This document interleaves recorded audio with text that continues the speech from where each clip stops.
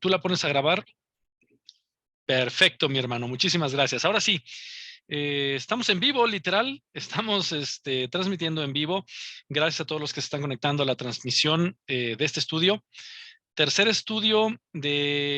capítulo, perdónenme, de este estudio que se tituló Mase Bella Deja, que es que tienes a la mano. Bueno, vamos a poner en manos del creador una vez más este pequeño tiempo para que Él sea quien nos vaya guiando y no sea un servidor simplemente el que habla su propia opinión. Abba, te damos gracias, te bendecimos, te alabamos porque eres bueno, siempre eres fiel. Tu compasión siempre está ahí, papá. Gracias porque nos permites estudiar tu palabra, porque nos la diste. Gracias porque estás en nuestras vidas y porque guardas nuestros hogares, el sustento, nuestros hijos. Abba, te reconocemos a ti y solo a ti todas estas cosas, porque eres el único que lo merece. Y ponemos en tus manos este espacio de tiempo para que lo que salga de la boca de este siervo tuyo sea algo que te honre y que a través de lo que se diga, tú puedas llegar a los corazones, a las mentes de los que lo van a escuchar. Que seas alabado y bendecido, papá, en el nombre de Yeshua, nuestro Mashiach. Amén y amén. Bueno, listo, ahora sí, vamos a comenzar, hermanos. Espero que tengan su Biblia a la mano. Vamos a ver varias citas, vamos a ir avanzando en varias cosas. Espero nos dé tiempo, yo creo que sí. Voy a tener la oportunidad y el privilegio de estar acompañándolos el día de hoy y mañana con esta variante, bueno, con esta rama, tercer episodio del estudio, tercero y cuarto. Entonces, vámonos de lleno. La vara de autoridad. Estamos en un punto en donde estamos analizando aquel incidente en donde Moshe recibe cierta instrucción, ¿verdad? Pero bueno, quiero andar con ustedes y quiero llevarlos un poquito más allá para comprender ciertas cosas, maravillarnos con algunas otras. Vamos a ir viendo poco a poco de qué es de lo que se trata esto. Tenemos una cita en Shemot 4:20 y establece, así que Moshe tomó a su esposa e hijos, los montó en las bestias y salió para Misraim.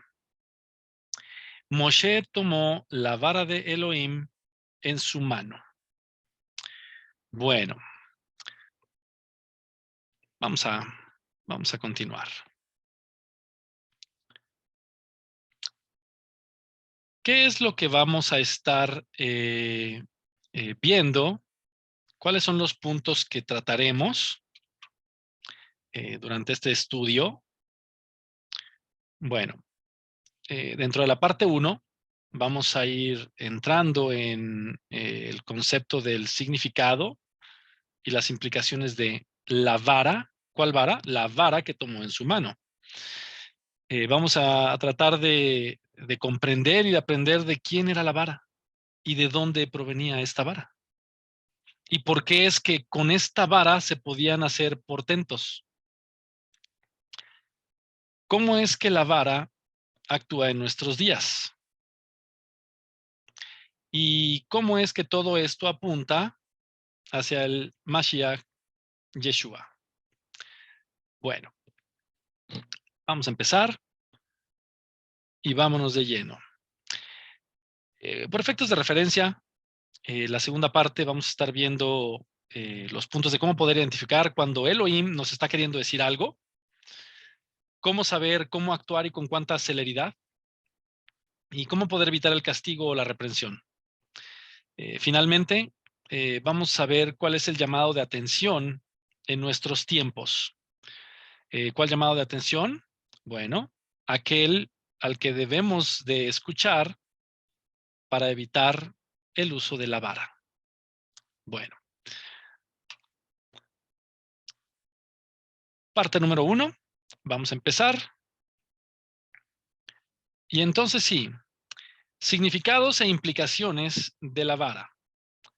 Les comento, tienen sus micrófonos con la posibilidad de ser abiertos, de modo que si en algún momento tienen alguna duda, alguna inquietud o algo que deseen externar, siempre y cuando podamos hacerlo breve para tratar de alcanzar en tiempo, encantado de la vida.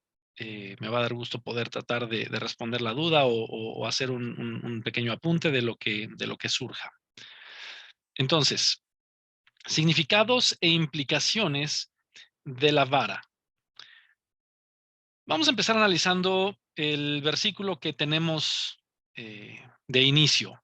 Este versículo lo tenemos Shemot 4:20, y quiero que vean algo peculiar. De la misma manera, en el hebreo encontramos el mismo significado que en la versión que pude compartirles, que es Vaikha. Centrémonos en la última parte, por supuesto, pero lo podríamos leer completo. Vaikha Moshe et ishto ve'et vanav vairkevem al hachamor vayashov arza mitzraim vaikach Moshe. Y aquí viene algo interesante. Moshe et mateja Elohim beyado. Bueno, nuevamente aquí se confirma que la vara de Elohim en su mano, la vara de Elohim, ¿ok? Esto que voy a presentar a continuación ya lo hemos estudiado con el hermano Rafa un poco, pero quise ahondar un poco más porque hay mucha tela de dónde cortar y de ahí vamos a ir aprendiendo algunas otras cosas. Entonces, maté. Esta palabra maté es la palabra que en este versículo está traducida a nuestro español como vara. Y esta palabra, ahí tenemos la referencia del Strong, por aquellos que les gusta apuntarla, es la 4294. También tenemos su escritura y tenemos las acepciones o las connotaciones de dicha palabra. Tenemos cetro o báculo, pero este significado tiene una connotación de gobierno, ¿ok? Cuando llegue a ponerse de esa manera en la escritura o a encontrarla con alguna de las dos, hará referencia a esto. Luego tenemos la traducción o el significado de rama, y esto dice como si se extendiese. Es para dar una connotación de alcance, ¿ok? Luego tenemos el significado de vara o caña, y esto es tremendo, pero se usa en la connotación de castigo y corrección. Y muchos nos acordamos de muchos versículos, pero ahorita hablando de castigo y corrección, rápidamente viene a la mente, y seguramente para más de uno de ustedes también, dice que la necedad del muchacho, dice, la apartas, ¿no? Con la corrección de la vara. Estoy parafraseando la escritura. Bueno, dice, más la vara de la corrección la apartará de él, ¿no? Si no me equivoco, es la parte con la que cierra este proverbio. Luego tenemos también el significado de callado. Y cuando encontramos este significado, noten cómo tiene una connotación de apoyo o sustento para preservar la vida. Y de forma particular, habla acerca del pan, ¿ok? Es a manera de un ejemplo, cuando se habla de pan como sustento. También tenemos el aspecto del significado como tribu, pero con la connotación de heredad. Entonces, esto es importante. ¿Por qué? Claramente nos podemos dar cuenta que esa palabra que se tradujo como vara, para el español conlleva muchísimas implicaciones. Y de hecho, esta es utilizada en 252 ocasiones en la escritura, ¿ok? Haciendo uso de estos múltiples significados. Entonces, vamos entendiendo primero algunos de los lugares en donde esta palabra fue usada y vamos viendo por consecuencia la connotación con la que fue usada. Porque tenemos que ver cómo es que entonces esta vara tuvo tanta importancia en múltiples formas, ¿no? Entonces, vamos a, ¿cómo se llama? Vamos a ver las primeras citas y aquí es en donde les digo que espero que traigan su Biblia y la traigan a la mano, porque les voy a ir pidiendo que me ayuden y son bastantitas. Entonces, vamos a empezar a verlas. Alguien que me ayude con Bereshit 38:18, por favor. Bereshit 38:18. También están los nombres en español, como los tenemos en Amén. las Biblias. Adelante.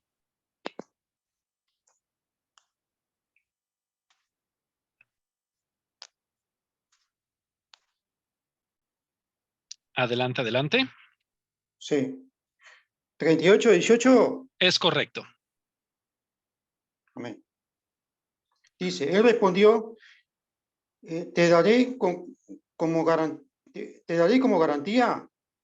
Ella dijo, tu sello con tu cordón y el cetro que llevas en la mano, así que él se lo dio a ella. Entonces fue y durmió con ella y ella concibió de él. Amén. Ok. ¿Alguien me puede decir quién está haciendo esto? ¿Qué fue de lo que se habló? ¿Cuál es el contexto de este evento? Vamos a ir brevemente respondiendo estas preguntas, pero ¿alguien? Sí, hermano, es Judá Ajá, con adelante. sí, es Judá con su nuera Tamar. Bueno, Ujú, quedó viuda de sus hijos correcto, y claro, ella se disfrazó de una prostituta y se acostó con Judá, con su suegro, para procrear un hijo que correcto. lleve su apellido. Exactamente, para que tuviera parte en su En su heredad. herencia. Ujú. Fíjense entonces aquí cómo empezamos a analizar un poco las connotaciones. Ella le pide tres cosas, ¿ok? Para que haya un respaldo, ¿cierto? ¿Por qué? Porque en ese entonces, bueno, había la costumbre de que si un hombre quería una mujer, podía llegar con ella, tener relaciones íntimas y entonces podía casarse con ella si era una mujer libre, por supuesto, entendiendo este principio. Y había otras cuestiones, pero era una de las maneras en las que pasaban estas cosas. Por eso Judá lo hizo y deja en prenda tres cosas: un sello, eh, un cetro y unas, ¿cómo se llama? Y un bordón, si no me equivoco. Entonces, aquí, ¿qué es lo importante? Ver que en este caso la palabra que se ocupó fue cetro. En algunas de las traducciones, bueno, veremos algo como báculo también, como lo tenemos del lado izquierdo, y esto denotaba la autoridad y gobierno que tenía, la capacidad que tenía Judá, porque era, por supuesto, uno de los 12 hijos de Jacob. ¿Ok? Ahora, ya que estás por ahí, hermano Marcelo, por favor, o alguien más si lo tiene, por supuesto, Bereshit 38:25. Solo vamos a ver algunas citas, ¿ok? Son muchísimas, no Amén. vamos a ver las 252. Adelante. Yo. 38. 25. Y si alguien puede ir buscando las citas que ven en pantalla, perfecto, me ayudan mucho y podemos ir avanzando. Leo. Cuando ella fue sacada, envió este mensaje a su suegro: estoy preñada por el hombre a quien pertenecen estas cosas. Determina, te imploro, de quién son el sello, el cordón y el cetro. Amén. Exacto, que es justamente lo que estábamos hablando, ¿verdad? Es la connotación que recibe en este caso, cetro. Alguien que me ayude, por favor, con Shemot 4, 2 al 4, por favor. Amén. Adelante. Éxodo 4, 2 al 4. Uh-huh. Un momento. No te harás imagen ni ninguna semejanza de lo que está arriba en el cielo, ni abajo en la tierra, ni en las ese, aguas debajo de la tierra. ¿ese no es ¿Cómo? Éxodo 20? Éxodo 20, Es más bien, 27:9. Ah, perdón. No sí, tomarás el nombre, pero no es tomarás Éxodo el 4. nombre de Adonai. Éxodo 4. Sí, Éxodo 4 del 2 al 4. Éxodo 4, de 2 a 4. Espérate un segundito. No te preocupes, mi hermanito, porque el Éxodo 20 me lo sé muy bien, entonces dije, espérame tantito, por ahí no vamos ahorita. Y Éxodo Adonai 4, 2 al 4. dijo, ¿qué es eso que tienes en tu mano? Y él respondió, una vara. Él le dijo, échala en la tierra, y él la echó en tierra, y se hizo una culebra, y Moshe huía de ella. Entonces dijo Adonai a Moshe, extiende tu mano y tómala por la cola, y él extendió su mano y la tomó, y se volvió vara en su mano. Perfecto. Quiero que destaquemos un punto aquí. Aquí empezamos ya a hablar de la vara y es de donde surge todo el estudio, ¿ok? Que estamos llevando esta semana. ¿Qué tienes a la mano? Y pasa algo peculiar dentro de esta escena. Lo que sucede es que esta vara, al echarla en tierra, toma la forma de una serpiente. Eso no fue casualidad. Elohim pudo haber hecho que tomara la forma de cualquier cosa prácticamente, pero eligió el que fuera una serpiente. También la orden o la instrucción fue arrójala a tierra.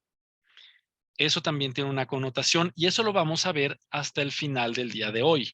¿Ok? Solo quiero que lo tengan ahí presente en su mente. Entonces, aquí ocupa la connotación de vara. ¿Ok? Para castigar o corregir. Moshe todavía no entendía el porqué de todo esto. Ahora ayúdame, por favor, o alguien ayúdeme con Shemot o Éxodo 4:20. Por favor, ahí mismo, adelantito. Amén. Adelante. Entonces Moisés tomó a su esposa y a sus hijos, los puso sobre un asno y volvió a Egipto. Llevó también la vara de Dios en su mano. Exacto. ¿Qué es el versículo que estamos abriendo? Si se fijan, estaba del lado izquierdo. Entonces, Shemot 7:9, por favor.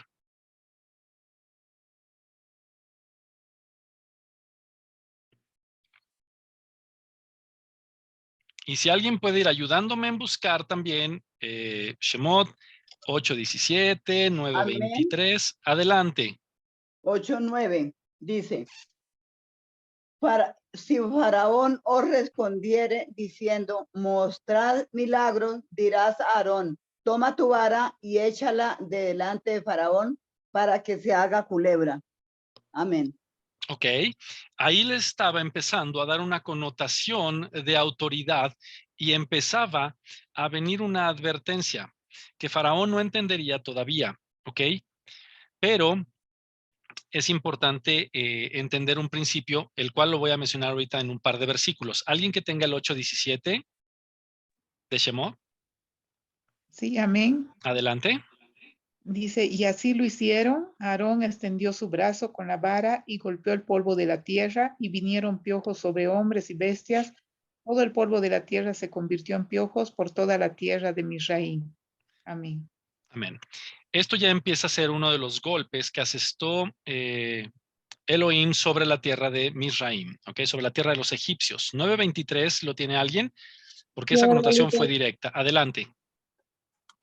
Y Moshe extendió su vara hacia el cielo, y Elohim hizo tronar y granizar, y el fuego se descargó sobre la tierra, y Elohim hizo llover granizo sobre la tierra de Egipto. Así es. Otro de los golpes que asestó, pero no sé si notaron algo. El versículo que estamos analizando en este instante de donde sale todo esto dice la vara de Elohim.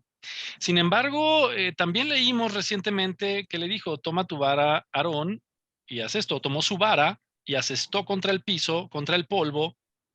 Pero entonces después vemos la vara de Moshe, la tomó y ¿sí van viendo a dónde voy?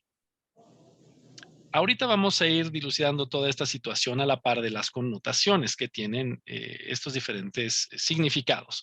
¿Alguien que tenga Shemot 14:16? Amén.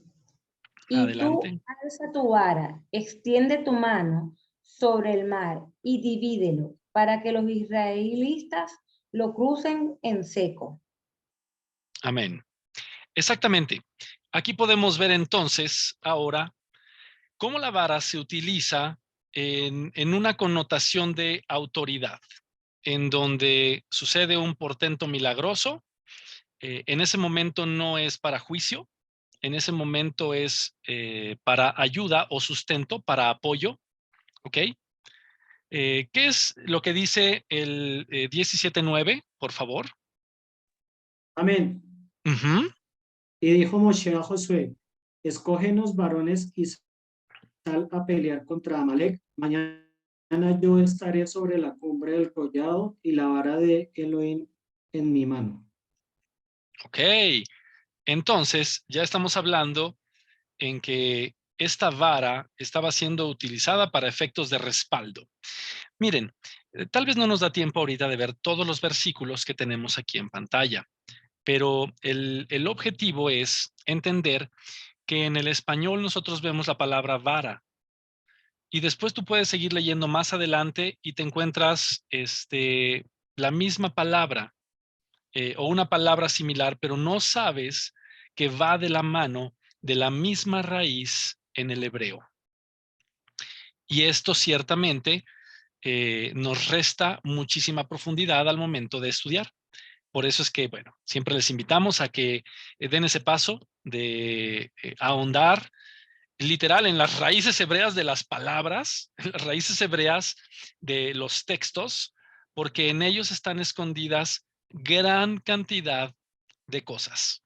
Y hasta que empezamos a ahondar en ellas es que las empezamos a descubrir, o dicho de otra forma, no son reveladas.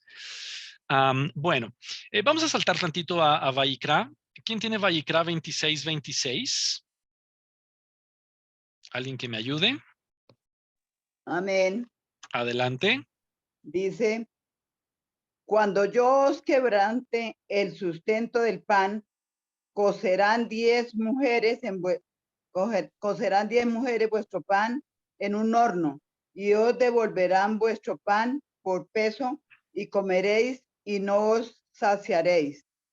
Ok, entonces uno se pregunta, ¿qué tiene esto que ver? Claro, cuando nosotros vemos la palabra en hebreo que está ahí, también es mate, ¿ok? En términos del sustento de pan, pero noten cómo viene también un juicio, ¿ok?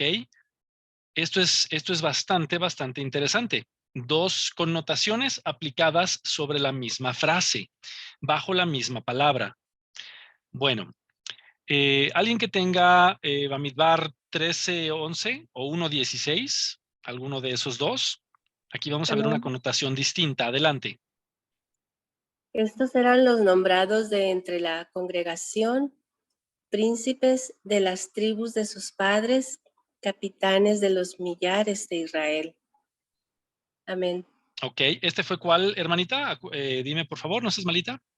Bamidbar, números 1:16. Exacto. Aquí lo que empezamos a ver es la delegación de heredad, ¿ok? Estaban empezando a establecerse los príncipes. ¿Y para qué? Bueno, para el liderazgo de las tribus, por supuesto. Lo que al final de cuentas conllevaría a la repartición de las tierras muchos años más tarde, por supuesto. ¿Alguien que tenga 13:11?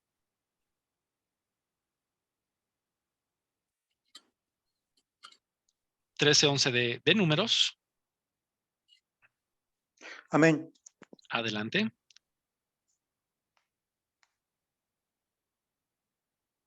De la tribu de José, de la tribu de Manasés, Gadi, hijo de Susi. ¿Lo leo yo o lo leo la hermana? A ver, ahorita ya no supe quién lo iba a leer, pero está bien, Yo, quien lo lea, no hay Marcelo, problema. Adelante. sí. De la tribu de Joseph, esto es de la tribu de Manasés, de los hijos de Yusí. 13:11 era el número. Sí, ¿Para llevar? 13:11. Así es. Ah, Bueno, amén. Amén. Aquí vemos lo mismo, vemos el mismo principio, ¿ok? Cuando nosotros fuéramos al hebreo a revisarlo, veríamos que la palabra se utiliza y ahí se está delegando también nuevamente a ciertas personas para efectos de rango, autoridad o heredad. Finalmente, vamos a ver, bueno, vamos a brincar ya a Yehoshua, vamos a pasar a Josué. Alguien que tenga Josué 13:15.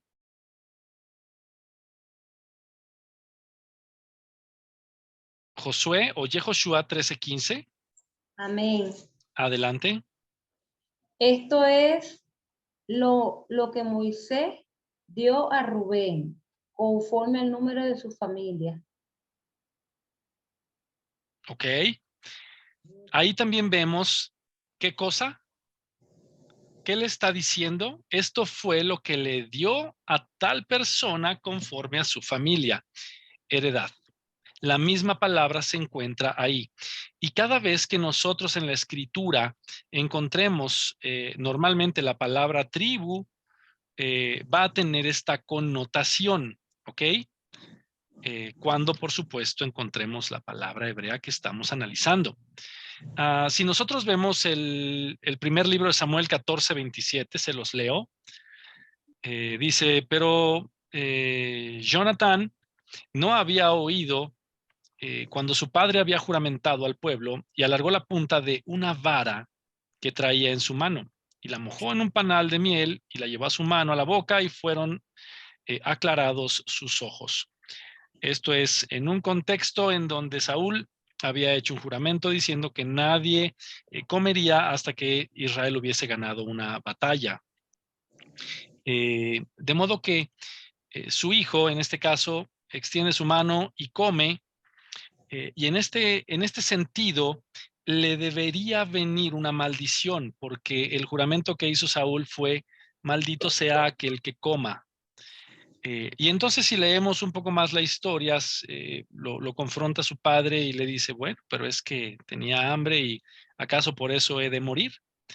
Y de ahí se deriva todo un estudio que puede ser bastante bonito, porque efectivamente pues a él no le pasó nada, ¿ok? No muere. Pero bueno, hay toda una razón y una explicación.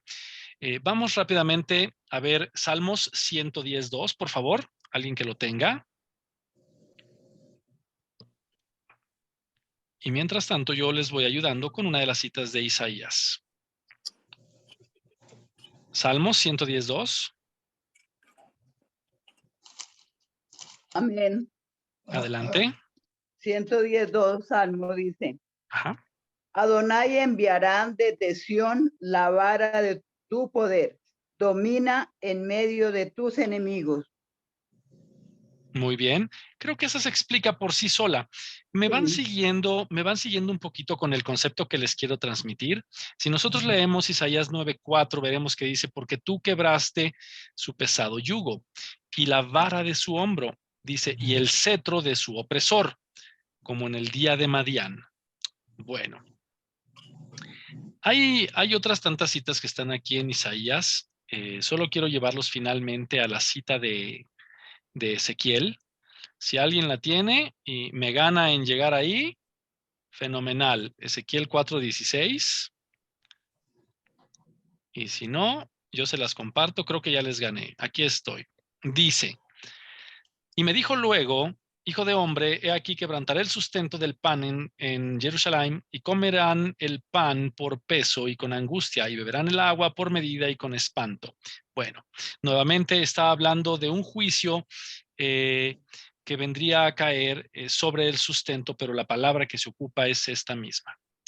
Entonces, esta palabra, vemos cómo tiene estas distintas acepciones: castigo, corrección, gobierno, apoyo o sustento, heredad, y aparte combinaciones de ellas: castigo para quitar el sustento, apoyo para ganar una batalla, gobierno, es decir, otorgamiento de heredad y autoridad para los príncipes, para los líderes de las tribus. Esto es muchísimo más elaborado que solo leer vara o tribu. Pero esto no acaba aquí. porque ciertamente esta palabra deriva de una raíz primaria. ¿Cuál palabra? La palabra maté. La raíz primaria, y les invito a que ahondemos un poquito más, de esta palabra es la palabra natá. Esta palabra natá tiene 4 acepciones principales. Una es la de esparcirse, otra es la de extenderse, otra es la de inclinarse y finalmente otra es la de doblarse. Definitivamente podemos interpretar estos significados de múltiples formas en términos de la escritura. Esto que se encuentra en pantalla es lo que un servidor me vino a mente cuando estuve desarrollando el estudio. Así que bueno, lo comparto de esta manera, pero ciertamente alguien más puede encontrar una connotación o una explicación, perdónenme, a ese significado que se apegue también, por supuesto, al principio que se estudia. Entonces, esparcirse, nosotros lo podemos ver a través de su palabra cuando Adonai puede llegar y alcanza a circuncidar los corazones de todo pueblo, lengua y nación. Alguien que me diga, ¿para quién fue hecho el pacto que estaba establecido a las faldas del monte Arsinai o Sinaí?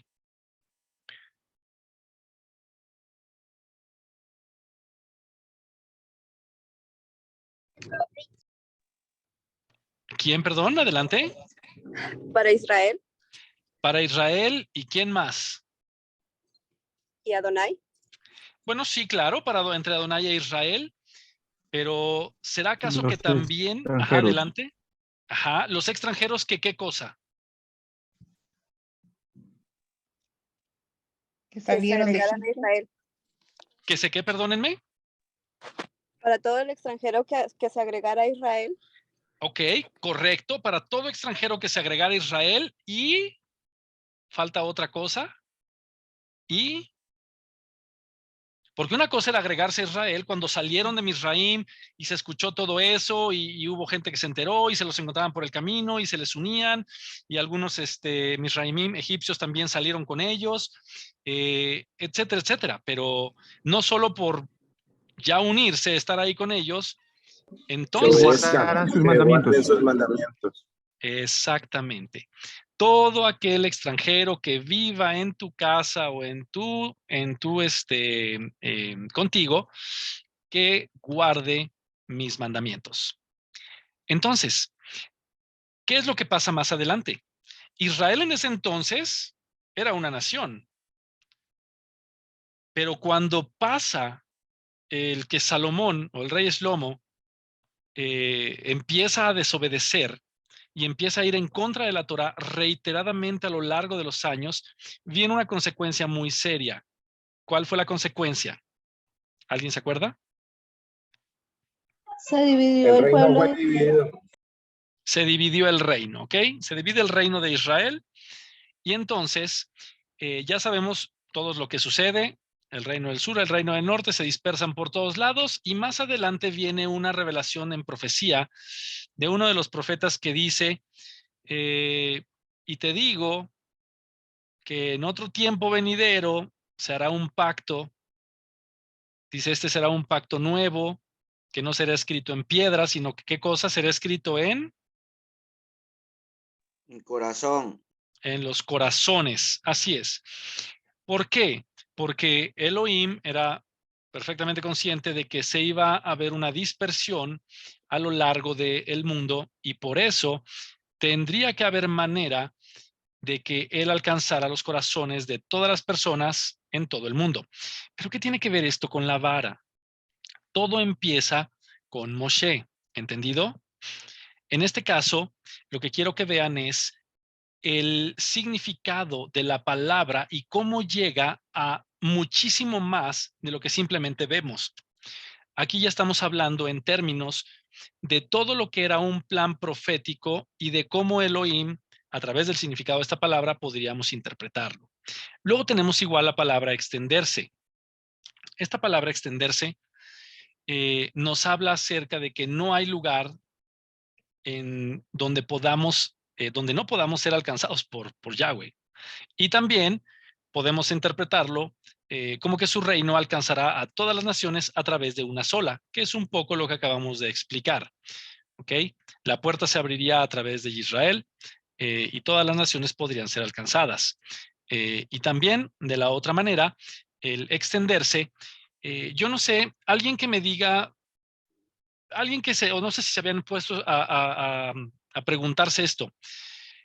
Cuando ustedes ven las películas y las series animadas y todo esto de este evento de Moshe y los golpes que fueron asestados contra Misraim, pues se ve unas cuantas casitas y unas calles y tal vez en algún momento presentarán una toma un poco más abierta y se verán unas cuantas casas y una región un poquito más grande, pero verdaderamente se han puesto a revisar el mapa y a ver cuál era la región de Misraim en tiempos de Moshe, cuando sucedieron estos eventos. ¿Alguien se ha dado esa tarea de tomar el mapa y decir, a ver, vamos a investigar y vamos a ver los registros históricos lo más que se pueda? Entendemos que puede haber algún error o variación, pero ¿alguien se ha dado esa tarea? ¿Nadie? Bueno, la región de Misraim era considerablemente grande en el norte de África, ¿ok? Era, de hecho, bastante grande. La región de Goshen era muy pequeñita. Me atrevo a decir ahorita, tratando de recordar la proporción, que probablemente Goshen tendría un 15% por mucho de todo lo que era el territorio de Misraim.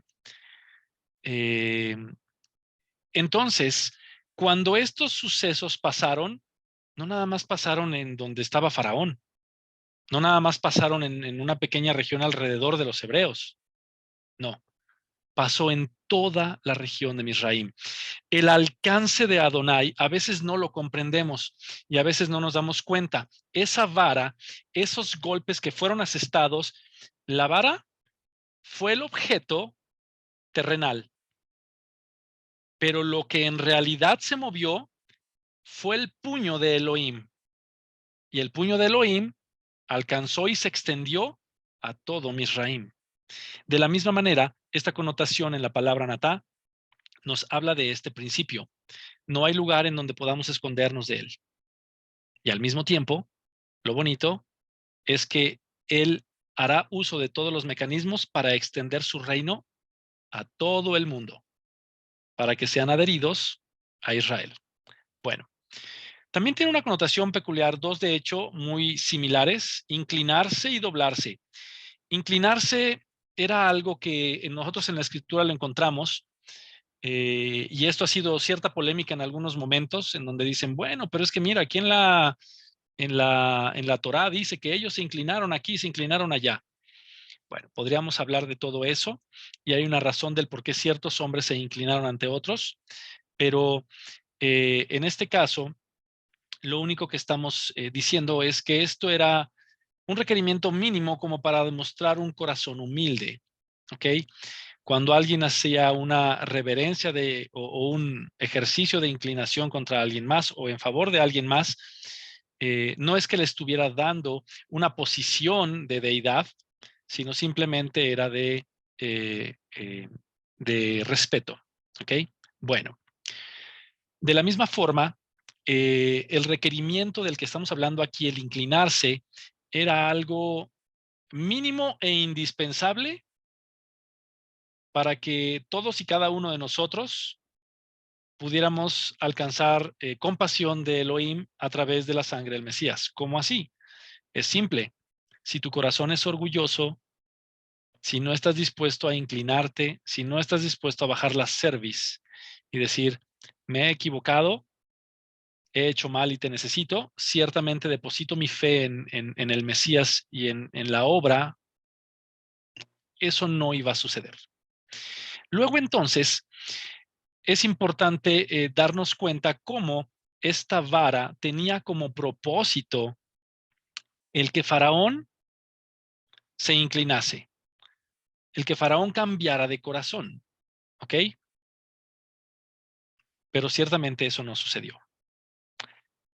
Luego tenemos finalmente la parte de doblarse. Este significado también denota una señal de sumisión. Pero aquí ya estaríamos hablando en términos de la autoridad del creador.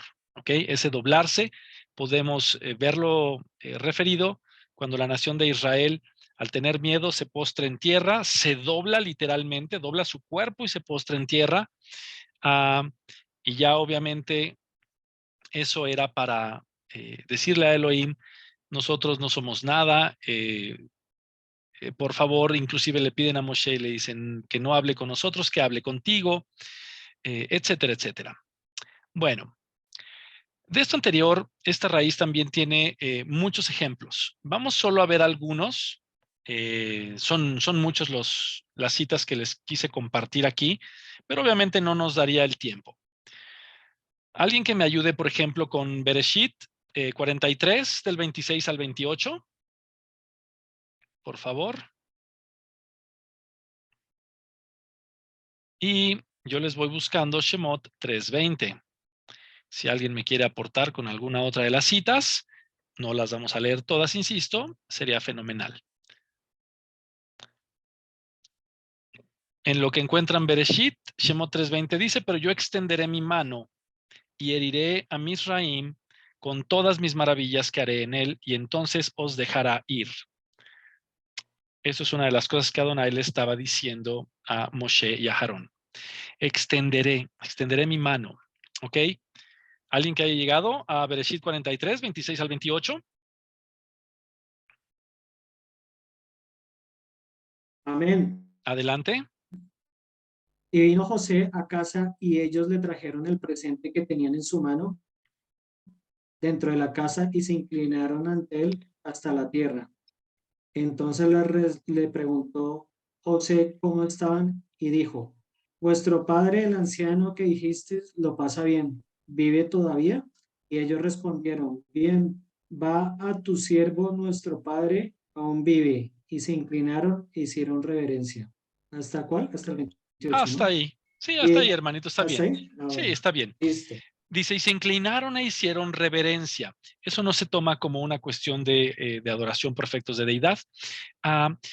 Sin embargo, es el mismo principio que vemos por efectos de la raíz en el hebreo. ¿Ok? Si nosotros vemos Job 38, 37, vamos a encontrarnos con algo peculiar también. Se los comparto. Job 38, 37 dice de la siguiente manera. Dice, ¿quién puso por cuenta los cielos con sabiduría? Dice, y los odres de los cielos, ¿quién los hace inclinar?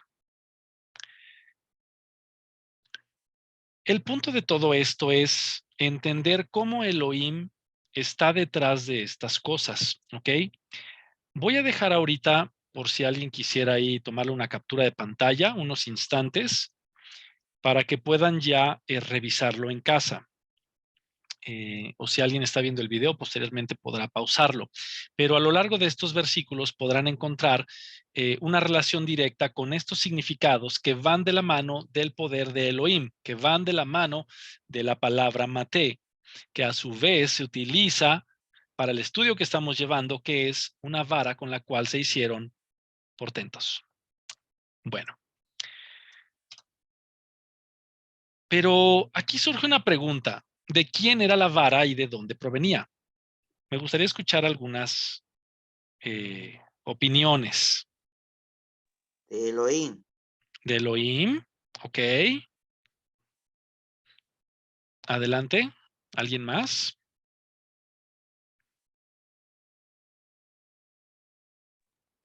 ¿No era la vara que utilizaba Moisés en el pastoreo? Bueno, se puede pensar que sí, porque eso es lo que nos han venido diciendo, ¿cierto? Pero en la Torá no encontramos que diga, y es que Moshe se encontró una vara y entonces pastoreaba las ovejas y después, es decir, no la vemos como el origen de esa vara, no está como tal así. Sin embargo, podemos asumirlo, ciertamente podríamos pensar que es por ahí la situación. No estoy diciendo que esté mal, simplemente ahorita vamos a ahondar un poquito. Adelante.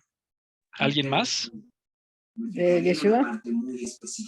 Ah, de Yeshua. Bueno, ahorita vamos a ir por ahí también. Van siguiéndome y van yendo a cosas que voy a llegar más adelante. Muy bien. ¿Alguien más? Horriblemente desagradable. ¿Nadie? Bueno, aquí los voy a llevar hacia uno de los libros que en algún momento hemos utilizado como referencia. Es el libro de Jacer. Lo hemos explicado en algunas ocasiones. Se encuentra referenciado en un par de ocasiones en el Tanaj. Un servidor lo ha leído en algunas ocasiones completo y no he encontrado realmente una carencia, un desvío en términos de lo que toda la Torá nos presenta. ¿Ok? Sin embargo, lo que sí nos provee es mucha referencia que llena esos huecos que en la Torá no vemos. En la Torá a veces vemos, y entonces pasó esto y después se fue para tal lado, pero no nos da mucha referencia de qué pasó en medio de esas dos. El libro de Jacer normalmente nos va a brindar ese espacio de tiempo y la historia va a cuadrar perfectamente bien. De hecho, se los digo a título personal, después, mientras yo estaba leyendo el libro de Jacer, yo decía, bueno, voy a encontrarle el error. Y cuando iba leyendo decía, y entonces este personaje hizo tal cosa y fue para allá y después logró tal cosa y me platicaba la historia más larga, pero yo decía, como que yo me acuerdo que era diferente. Entonces apuntaba eso y buscaba en la escritura los pasajes, las secciones y me daba cuenta que era perfectamente igual a lo que había leído. Nada más que yo no me acordaba bien. Entonces, bueno, esto lo comento para efectos de que si estás viendo el video, si nos estás acompañando ahorita, no vayas a pensar que estamos utilizando un libro para desestimar la escritura, no. La Torá, los escritos, la Tanaj, el Brit Hadashah, lo tomamos como inspirado. Y aunque este libro no haya entrado dentro del canon que ahora nosotros tenemos en Occidente como parte de las Biblias, principalmente protestantes, no significa que no tenga un valor ni que no pueda aportar. Entonces, aquí los quiero llevar a esto. Vamos a leer un poco y vamos a ver qué es lo que dice el libro de Jacer de toda esta situación. Y después vamos a ver si cuadra con cómo se comporta Elohim para con los hombres a lo largo de toda la Biblia y ver si realmente, pues, embona. Si algo se sale del principio de cómo él lo vemos a lo largo de la escritura, entonces desestimaríamos todo lo que acabamos de leer, ¿ok? Pero quiero que alguien me ayude a ir leyendo unos versículos y después lo voy a detener y le voy a pedir a alguien más que lea otro poco. Por favor, alguien que quiera empezar a leer. Esto es la versión de Jacer, perdónenme, el capítulo 77 del libro de Jacer, del versículo 38 al 51. Se le conoce como un libro, valga la pena decirlo, un libro deuterocanónico o apócrifo. Muchas personas no saben lo que significan estas palabras, simplemente significa que quedaron fuera del canon, ¿ok? No es que sea un libro, ni siquiera voy a decir la palabra, un libro malo, no, simplemente es que no logró llegar al canon por los filtros y todo lo que se hizo para estar ahí, ¿ok? Entonces, bueno, alguien que me ayude a comenzar a leer, por favor. Amén, hermano. Adelante, por favor. Jacer 77, 38 al 51. Y después Moshe fue al jardín de la casa de Reuel, que estaba detrás de la casa, y allí él oró a Yahweh, su Elohim, quien había hecho poderosas maravillas para él. Una pausa fue tantito, mientras... hermanita, perdóname. Sí. ¿Quién es Reuel? ¿Quién es Reuel?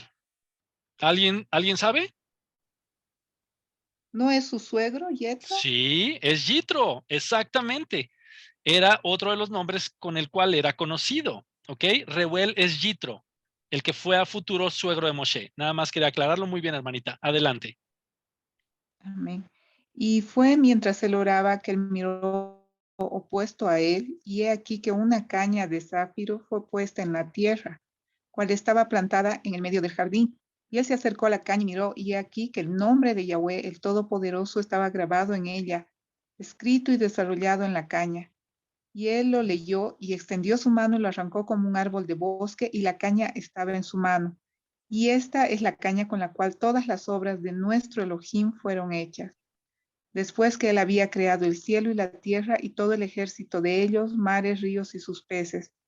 Y cuando el Todopoderoso había echado a Adán del jardín de Edén, Él tomó la caña en su mano y fue y labró la tierra de la cual él había sido tomado. Y la Hasta caña ahí. vino. Hasta ahí tantito, hermanita. ¿Alguien que quiera continuar? Muchísimas gracias. Muchísimas gracias. ¿Alguien quiera continuar la lectura? Amén. Adelante. ¿Dónde quedamos? En el Ya, 44. 44, sí. Y la caña vino a Noa y fue dada a Chen y su Cera, su descendencia. y su cera hasta que vino a la mano de Abraham el hebreo. Y cuando Abraham había dado todo lo que él tenía a su hijo Isaac, él también le dio la caña. Y cuando Jacob huyó a Padán Aram, él la tomó en su mano, y cuando él regresó a su padre, él no la dejó atrás. También él descendió a Misraín y la llevó con él en su mano, y la dio a Yoser una porción por encima de sus hermanos, porque Jacob la había tomado, y la fuerza de su hermano Esad. Hasta ahí, hermanita. Hasta ahí. Muchas gracias. Gracias, gracias, gracias. Y dice, bueno, nada más rápidamente reiterando el final de lo que leía nuestra hermanita ahorita. Dice, porque Jacob la había tomado a la fuerza de su hermano Esab. Ahorita, y lo destaqué en rojo, ahorita vamos a ver por qué. ¿Alguien que quiera completar el pasaje a partir del 48? Amén. Adelante. Y después de la muerte de Joseph, los nobles de Misraim vinieron a la casa de Joseph, y la caña vino a la mano de Raguel, el Midianín. El Midianim, ajá. Y cuando él salió de Misraim, él la tomó en su mano y la plantó en su jardín. Y todos los hombres poderosos de los Quinim trataron de arrancarla cuando intentaron tomar a Séfora, su hija, pero fueron infructuosos. Así que la caña permaneció plantada en el jardín de Raguel hasta que vino el que tenía derecho a ella y la tomó. Y cuando Raguel vio la caña en la mano de Moshe, él se puso pensativo y le dio a él a su hija Séfora por esposa. Séfora. Yo no sé ustedes, pero cada vez que yo leo ese libro, a mí me da mucho contexto, ¿ok? Ojo, y lo aclaro, no porque yo necesite este bloque de información extra para tener fe o que mi fe sea sólida en lo que dice la Torá y en obedecer los misbot y seguir todo lo que dice la misma. Pero sí me hace sentir me da mucho gozo en el corazón porque todas las cosas van teniendo sentido. Aquí vemos una historia en donde esa vara es una vara que Adonai crea después de que hace toda la creación, y esa vara le es entregada a Adán cuando es expulsado a manera del instrumento que le permitiría labrar la tierra. Después esta vara empieza a pasar de generación en generación, ¿ok? Pasa de Adán, llega a Noah, después pasa a Shem, el hijo de Noah. Después tenemos un salto, llega hasta Abraham, aunque claramente dice, y fue dada a Shem y su cera, es decir, a Shem y su descendencia. Entonces podemos asumir un par de cosas, que la vara fue pasada de mano en mano, o potencialmente que Shem la tuvo hasta el tiempo de Abraham.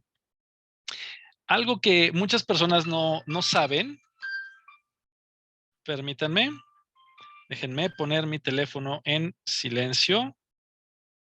Un momento, perdónenme, todos los que estamos en vivo, una disculpa, estas cosas suceden. Permítanme un momento. Ahí está.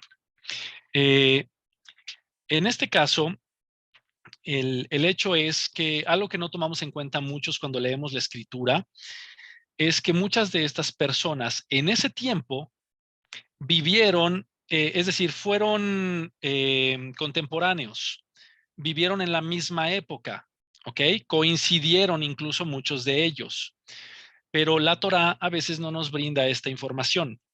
Cuando leemos el libro de Jacer, se nos va haciendo un mapa mental de cómo van las líneas de tiempo y quiénes coincidieron con quiénes. Y a veces nos sorprendemos y cuando leemos, y entonces tal persona murió en el año tal, de tal cosa, cuando pasó esto, y vas a la Torá y te dice puntos también y cuadra todo, pero entonces te das cuenta que, voy a decir algo, por ejemplo, Shem coincidió con Isaac. O Isaac, dicho de otra forma, visitaba a Shem y aprendía acerca de la Torá de Yahweh.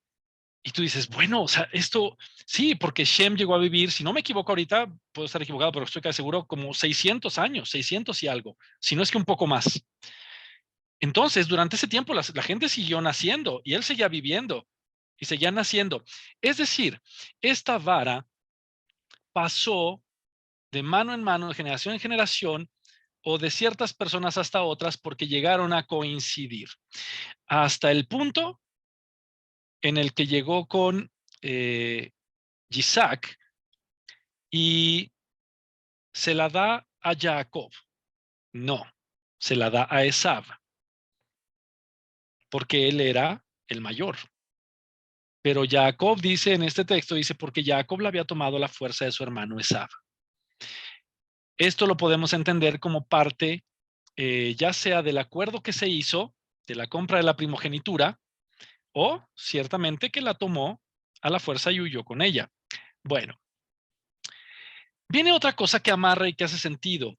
¿Por qué razón Moshe le daría, en este caso, perdón, Reuel o Yitro, le daría por esposa a su hija, a Moshe, su hija a Moshe?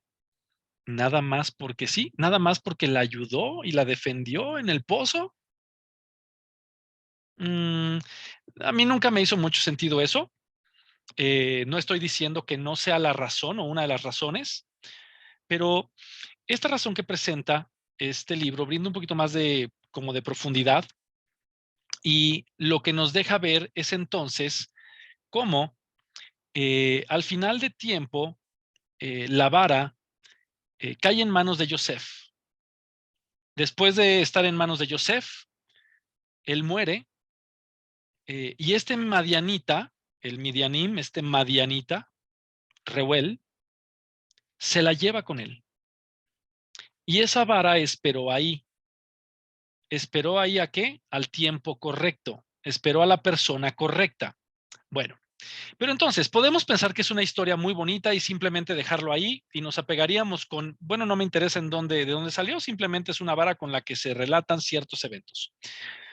Pero también les invito a pensar si esto también lo hemos visto reflejado en otros eventos en la escritura. ¿Qué cosa? El que un artefacto esté esperando el tiempo correcto para nuevamente ser revelado. ¿Alguien me puede decir si esto está pasando? ¿Qué artefacto bíblico se desconoce su paradero y que al mismo tiempo sabemos que en su tiempo será revelado? Y que podremos... El arca del pacto. El arca del pacto, el arca del testimonio. Y ciertamente, Idgalut o Apocalipsis, dentro de las cuestiones que habla a futuro cuando se den todos los sucesos, hace una referencia muy peculiar y dice que la sangre y el agua darán testimonio a su tiempo. Estoy parafraseando la escritura. Y nos hace una referencia, por supuesto, a que el arca fue abierta. Y ahí podríamos adentrarnos, pero mi punto es, hay ciertos artefactos que están ocultos, están esperando ser revelados. ¿Cuándo? En el tiempo que Adonai tenga destinado para ello. Lo cual nos lleva a pensar que esta historia, y lo dejo de esta manera, podría muy bien ser cierta, ¿ok? De la misma manera, podemos ver y decir, oye Marco, pero eso de una caña y que tuviera poderes, y no, el poder era de Elohim. El poder provenía de él. Insisto, el artefacto terrenal simplemente era esa vara, ¿ok? De la misma manera como Shimshon o Samson, como lo leemos, tenía poder o fuerza sobrehumana, de la misma manera que a los profetas se les permitía saber lo que habría de suceder y alertaban a la gente para volverse de sus malos caminos. Todo eso, no todos tenemos esa capacidad. Eso fue dado a ciertas personas, ¿ok? Mi punto es, la historia puede muy bien ser verdadera y nos daría muchísimo más contexto acerca del origen de esta vara y haría sentido del por qué se utilizó para efectos de tales portentos milagrosos. Si nosotros continuamos leyendo un poco más, hay un pasaje que lo voy a leer muy rápido. Está en el mismo libro de Jacer, dice, y en esos días Moshe estaba dando de comer al rebaño de Reuel, el Midianim, su suegro, más allá del desierto de Sin. Y la caña que él tomó de su suegro estaba en su mano. Por eso dije lo que dije hace rato, hermanita. Ciertamente, si te fijas aquí, él estaba con su rebaño y traía la vara en la mano y muy probablemente la ocupaba para pastorear. Y eso queda sentado en este pequeño relato, en esta parte de este libro. Dice, y sucedió un día que un corderito de los carneros se apartó del rebaño y Moshe lo persiguió y llegó al monte del Todopoderoso, a Horeb. Y cuando él vino a Horeb, Yahweh se le apareció allí en una zarza y él encontró la zarza quemándose con fuego, pero el fuego no tenía poder sobre la zarza para consumirlo. Y cuando continúa diciendo, relata la misma parte que nosotros encontramos igual en la Torá. Más adelante dice, y Moshe y Aarón vinieron a Misraim, a la comunidad de los hijos de Israel, y ellos les hablaron todas las palabras de Yahweh. Y el pueblo se regocijó en extremo con gran regocijo. Y Moshe y Aarón se levantaron temprano al día siguiente, y ellos fueron a la casa de Faraón. Y ellos tomaron en su mano la caña del Todopoderoso. Cuando ellos vinieron a las puertas del rey, 2 leones jóvenes estaban recluidos allí con instrumentos de hierro. Estaban encadenados seguramente o había algo que les impedía estar libres. Dice, y ninguna persona salía o entraba delante de ellos, a no ser aquellos que el rey ordenaba venir. Dice, cuando los magos venían y retiraban los leones por sus conjuros, y esto los traía al rey. Vale la pena mencionar, el hechicero que estaba en ese momento en la corte de Faraón era Bilam, el mismo hechicero mercenario, porque aplica el término, se vendía al mejor postor, era el mismo que estaba en esos momentos. Era el mismo que estuvo frente a él cuando hizo el intento de replicar los portentos de Yahweh, como las serpientes, la sangre en el agua, etcétera, etcétera. La sangre convertirla en agua, el agua convertirla en sangre, discúlpenme. Entonces, dice, y Moshe se apresuró y alzó la caña sobre los leones, y él los confundió, y Moshe y Aarón vinieron a la casa del rey, y los leones también vinieron con ellos en regocijo, y ellos los siguieron y se regocijaron como un perro se regocija sobre su amo cuando él regresa del campo. Bueno, esto habla de un pequeño portento que no lo menciona la Torá, no queda registrado. Después, más adelante en este libro, vemos exactamente todos los portentos que aparecen en la Torá, y a detalle, un poco más a detalle de lo que nos menciona Éxodo. Bueno, entonces, ¿de quién era la vara y finalmente de dónde provenía? Porque a partir de esta última referencia que vemos de los leones en el libro de Jacer, de ahí en adelante, este libro lo referencia ya no como vara, sino como cetro. Y es peculiar porque a partir de ahí ya vienen los golpes que fueron asestados. Y si recuerdan, la connotación que venía de la palabra cetro era gobierno, ¿ok? Gobierno y o autoridad. Ciertamente, alguien que me diga cuál fue el propósito de asestar esos golpes contra Misraim de parte de Yahweh. Obvio, sacar a la nación de Israel, eso me lo van a responder, es correcto. Pero ¿cuál fue otra de las razones por las cuales Yahweh hizo esto?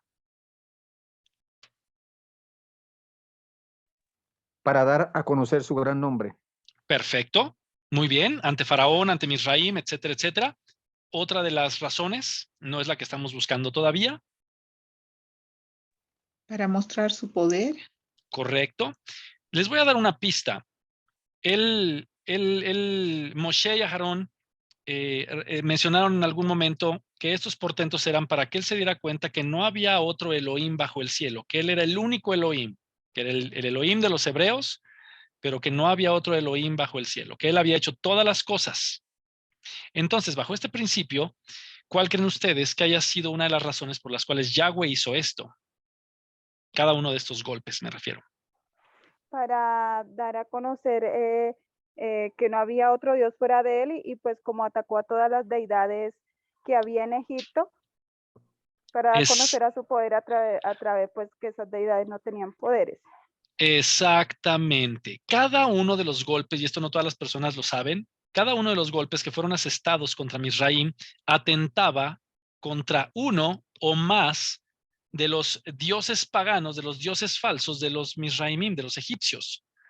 Esto era para demostrarles, ok, tú dices que hay una deidad que guarda el agua del río, que te provee agua fresca, que te mantiene tus pastizales, etcétera, etcétera. Ok, perfecto, la voy a convertir en sangre para que tú pidas a tu deidad. Y cuando veas que no te responde, entonces vas a saber que yo soy el único debajo del cielo al cual puedes voltear y pedir algo. Es interesante cómo en el libro de Hazer encontramos también otra pequeña referencia en donde cuando pasa el primer portento de los cetros y las serpientes, Faraón hace una petición a los magos y les dice, traigan el libro de los hechos de los reyes de Misraim y encontremos y busquen el nombre de este Elohim, Yahweh, búsquenlo, porque si es tan poderoso, tenemos que seguirlo. Y se ven y se dan cuenta que no está registrado en su libro. Y entonces Faraón dice, bueno, como no está registrado, yo no lo conozco, así que fuera de aquí. Bueno, pequeño punto adicional. Ciertamente entonces, con cada uno de los golpes, Elohim demostraba su poder y humillaba a las deidades de Misraim. No sé si sabían, pero en Misraim había cientos de deidades. No me crean mucho, creo que, tengo un estudio que no lo terminé, acerca precisamente de esto que les estoy hablando, pero estoy casi seguro que eran 600 y algo, si no me equivoco. Entonces, era una cantidad tan grande que buscaban un pretexto para encontrar una deidad. Y Elohim quiso de una manera contundente y definitiva dejar claro que él era el único por sobre todos.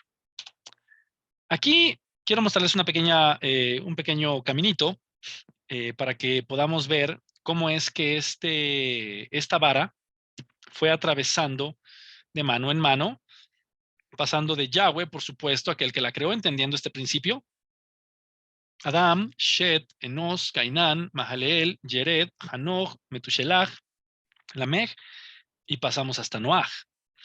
De Noach pasa Shem, y luego tiene Arfaxad, Sala, Heber, Peleg, Reú, Serug, Nahor, Tarej, y llegamos a Abraham. Isaac, Esav, Jacob la toma, la entrega a Yosef, Yosef muere, Yitro la toma, la lleva a Madián, Moshe llega, la toma de ahí, y posteriormente no tenemos referencia de dónde quedó. Y aquí me van a decir, oye Marco, pero claramente la Torah dice que fue metida en el arca. ¿Quién dice que la vara de Moshe fue metida en el arca y quién dice que no? Fue la vara de Aarón la que entró. Ok, pero ¿cuál vara de Aarón? Porque ciertamente aquí podemos ver en muchos versículos que unos decían la vara de Aarón. Y de hecho, en la mayoría de los portentos, cuando leemos la escritura, le dice a Moshe, dile a Aarón que tome su vara y que haga esto, que le pegue al río, que le pegue al piso para que el polvo, y dile que tome su vara. Y entonces en algunos otros vemos que dice, y Moshe tomó su vara como lo leímos, y alzó su mano y cayó granizo y grandes truenos. Y también vemos que decía que la vara era de Elohim. Ahorita vamos a ver eso un poco. Pero cuando te refieres en este caso, hermano, a que la vara de Aarón, ¿cuál de ellas? La que retoñó. La que retoñó, ¿cuál retoñó? Te estoy llevando poquito a poquito, ¿eh? Si te acuerdas, fenomenal. Y si no, yo te ayudo. No, toca que me colabore. Ok. recuerdan que en algún punto, nuevamente, la nación de Israel, algunos varones empezaron a cuestionar y a murmurar. Entonces, Elohim les dijo, y lo hacían referente a quien había sido elegido para efectos de servir a Elohim como el Cohen Gadol que iba a estar sucediendo a Moshe. Y entonces se empezó a hacer una especie de rumor que era porque eran familiares y todo esto. Y entonces Yahweh le dice, mira, vamos a terminar con esto. Estoy parafraseando la palabra. Diles a cada uno de los líderes de las tribus que agarren una vara y que graben el nombre de su tribu. Dice, pero para Leví también toma una. Y esa va a ser la vara de Aarón. Y ponla junto a las demás.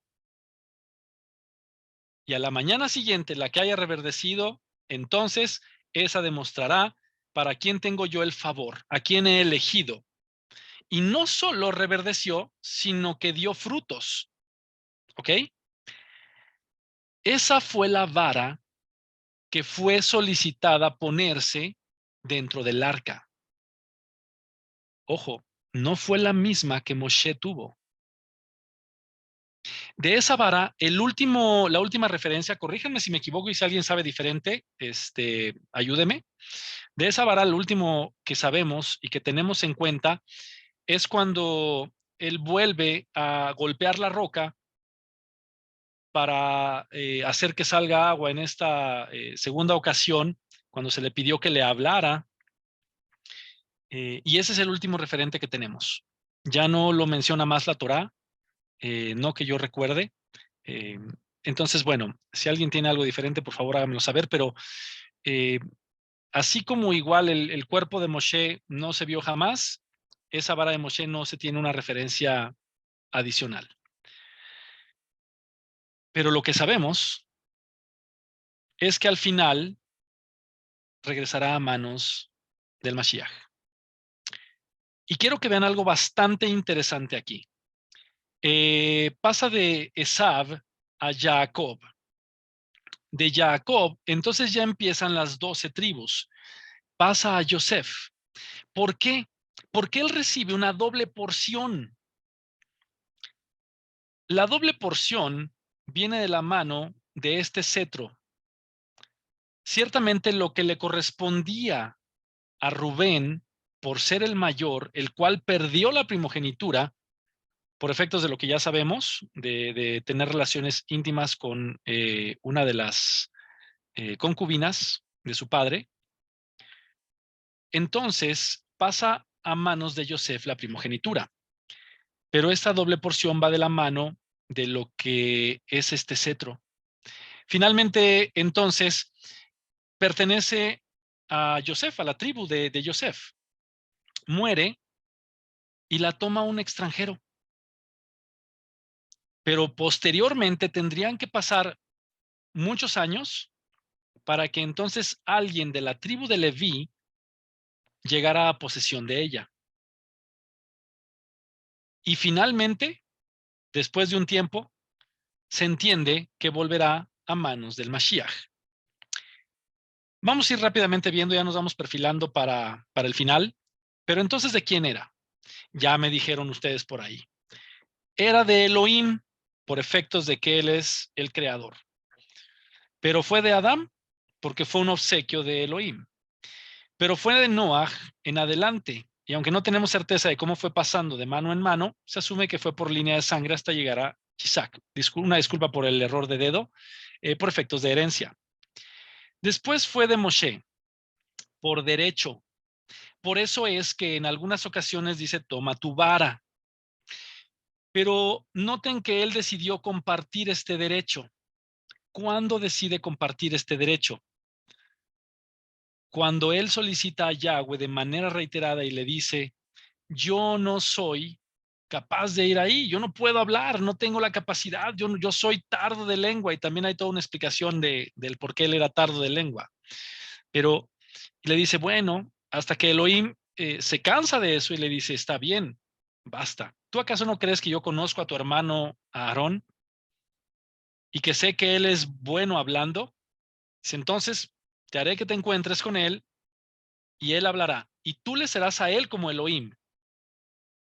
Entonces Moshe en ese momento se convierte, y desde su nacimiento y desde su profecía de su nacimiento, se convirtió, fue un tipo del Mashiach. Eso ya lo sabemos. Pero en términos del por qué entonces la Torá menciona a veces que era la vara de Aarón y a veces la vara de Moshe, es por esta situación, porque Moshe decide compartir este derecho. Finalmente, como decía esta hermanita, no me acuerdo quién fue la que comentó, perdónenme, la vara es y será del Mashiach Yeshua por derecho divino, cuando vuelva. Pero esta vez será usada para regir con autoridad total. ¿O acaso alguien no me dice con qué va a regir Yeshua este mundo? Con vara de hierro. ¿Creen que es casualidad? No. El uso de las palabras, hay perfección en ellas. Es exactamente el mismo principio. Yeshua va a regir con una vara de hierro. Muy probablemente, y eso es una especulación personal, porque no podemos asegurarlo, porque no hay más información, yo quisiera pensar que va a ser exactamente la misma vara. Y esa misma vara va a regir al mundo igual. Perdón, hermano. Ajá, adelante. Pero pues nosotros tenemos en el Salmo 23, dice tu vara y tu callado. Entonces se refiere pues también, se refiere al Mashiach ahí mismo. Es correcto. Es correcto. En ese caso, la referencia está haciendo al Mashiach, pero en el otro está hablando del Mashiach que habrá de venir a reinar con vara de hierro. En el caso del otro versículo que me mencionas, es una alusión o un tipo del Mashiach. ¿Sí? O sea, no está mal lo que dices, nada más es que son dos connotaciones diferentes. ¿Sí queda claro? Sí. Ok, Amén. perfecto. Entonces, aquí algo también bastante interesante es que estuvo en manos de Yosef por efectos de Efraín. Recordemos que a través de Efraín es que se abre la puerta. ¿Ok? ¿Cuál puerta? La puerta a las naciones. ¿A cuáles naciones? A los Goim, a los que no pertenecían a Israel. ¿Cuál puerta? La puerta que permitiría que en algún momento alguien que por sangre no fuera de Israel pudiera ser adherido a la nación cuando depositara su fe en el Mashiach. Luego pasa a Moshe y a Aarón por efectos de Leví, lo cual representa sacerdocio, para terminar en las manos de aquel que la merece más que nadie, que es Yeshua, el cual pertenece a la tribu de Yahudá. Y entonces, quiero que noten esto, esta vara pasó en la mano de Efraín, en la mano de Yahudá, es decir, del padre de Efraín y de Yahudá, que es Yeshua, y son exactamente los dos mismos palos de los que habla el creador cuando habla con Yehezkel, con Ezequiel. Y le dice, toma un palo y le vas a llamar Yosef. Y toma otro palo y le vas a llamar Judá. Y los vas a pegar y un día serán uno una vez más, etcétera, etcétera, etcétera. Entonces, entendemos que no hay casualidades. Y al final del día, en este caso, el Mashiach no solo va a tener la representación del reinado, no solo va a ser rey, eso lo sabemos. Él es el sumo Cohen, el Cohen Agadol eterno. Él es el Coanim por siempre y para siempre. Ya no hay necesidad de cambiarlo. También él representa toda profecía, todo profeta y también, por supuesto, todo reinado. Como comentamos, esta doble porción de Yosef fue en parte este cetro, y hay una referencia muy interesante que encontramos en Bereshit 48:22, que empata con el relato de este otro libro que se leyó para efectos de contexto. Este versículo, el 48:22, nos dice, y yo te he dado a ti una parte más que a tus hermanos. Este es Jacob hablando con Yosef. Dice, la cual tomé yo de mano del amorreo con mi espada y con mi arco.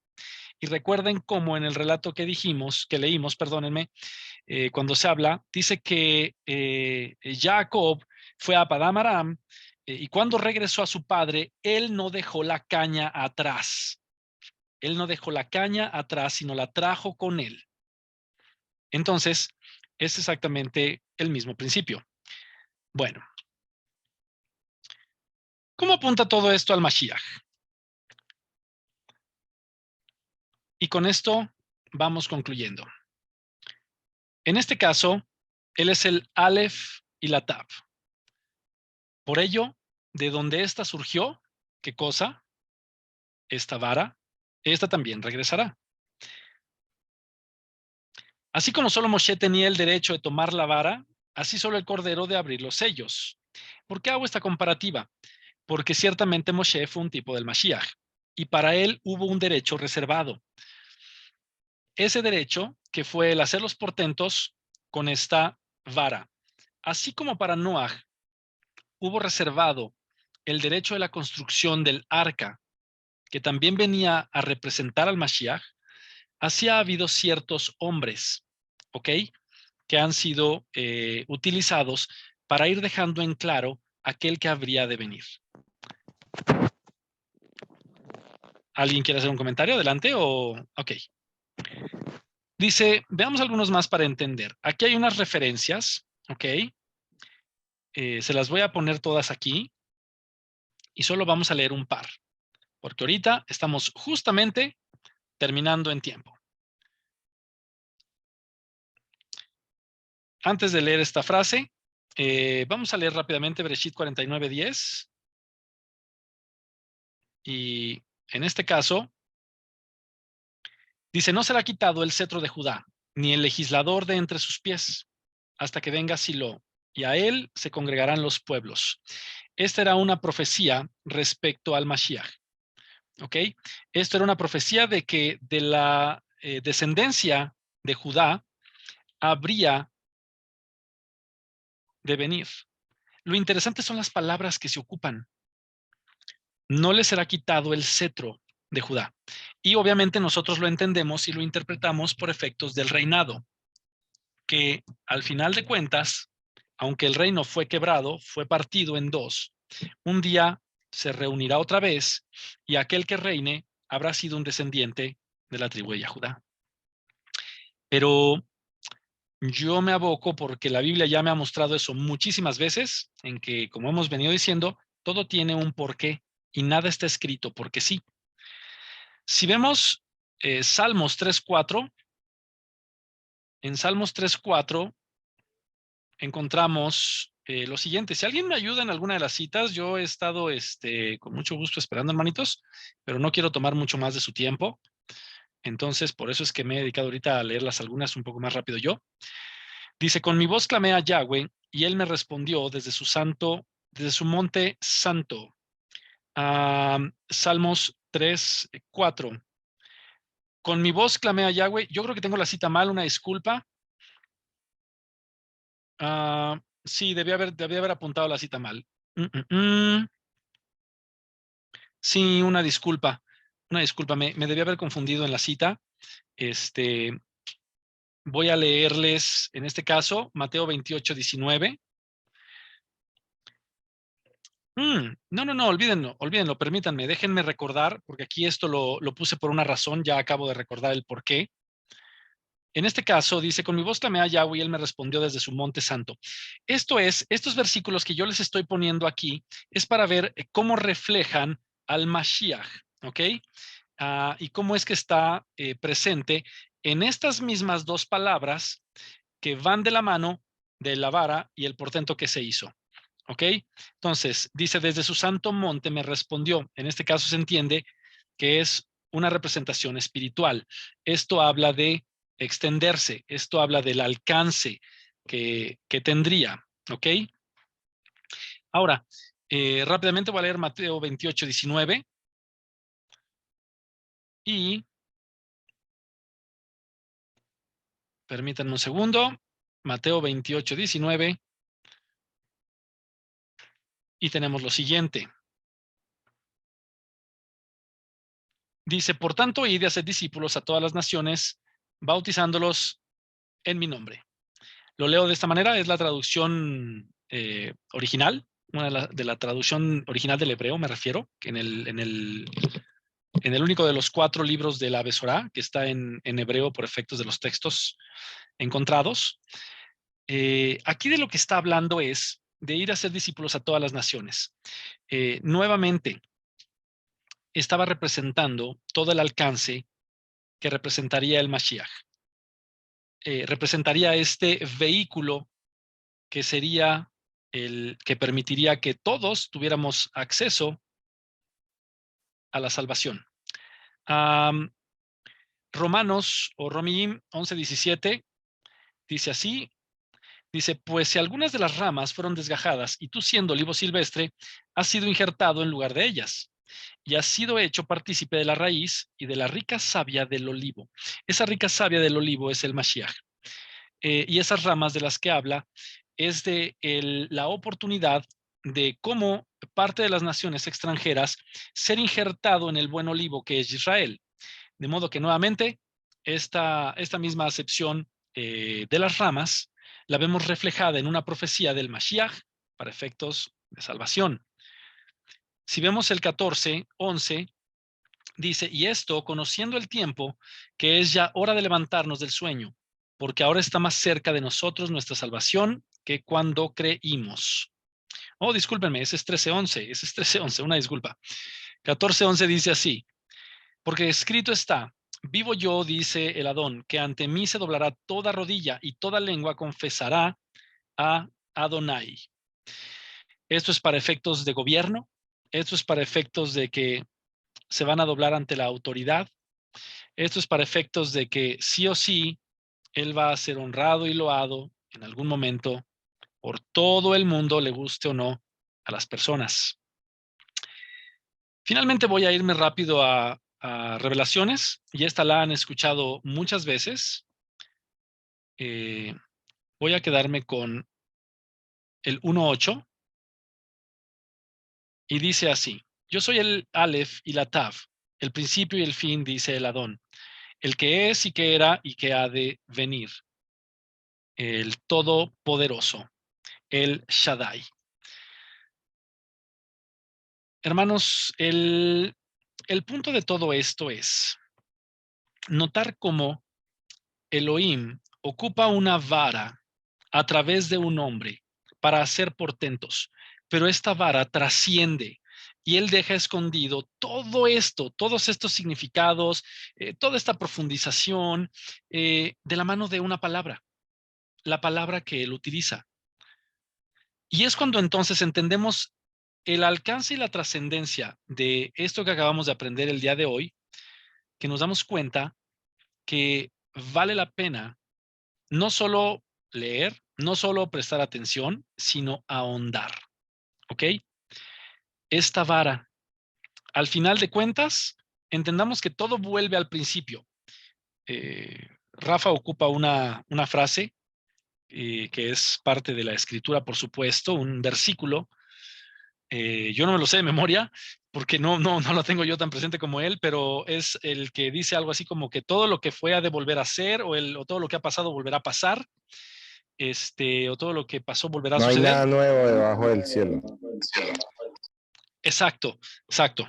No me acuerdo exactamente del versículo completo, pero saben exactamente a cuál me refiero y estamos hablando en el libro de Coelet. De modo que todo vuelve al principio y en este caso no es la excepción. ¿Qué tenía Moshe en la mano? Esta vara, ok, este cetro, perfecto.